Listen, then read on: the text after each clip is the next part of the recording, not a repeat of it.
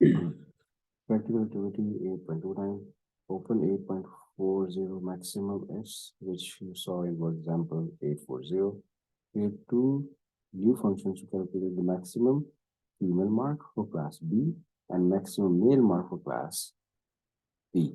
So what we have to do is we can use over here is maximum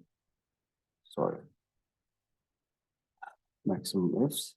It is just like sum ifs, just like the way you use sum ifs, you can use maximum ifs. So first provide the range, comma, then provide for female, gender over here, the range where you have M or F, and then the criteria, which is for female, which is F.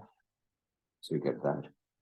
Same way is equals to maximum ifs, range, comma, range for gender, comma, double quotes, we will use M, and we get the next for that, right? Then open math results of CSV.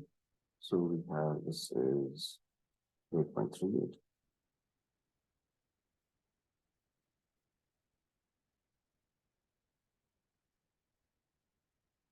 Right? This is the one that we have.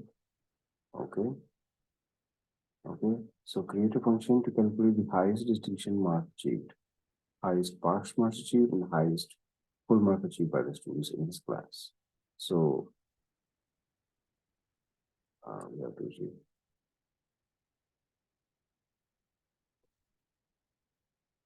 Again, maximum ifs. So passes, full count if, fails decision. So if we want to find out the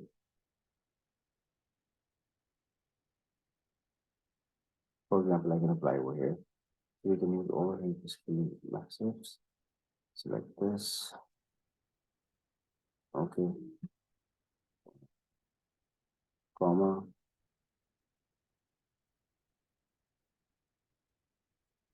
So I want to, sorry, first I have to provide this. First I have to provide this, then comma, the range, and then comma. Obviously, I can just simply type over here is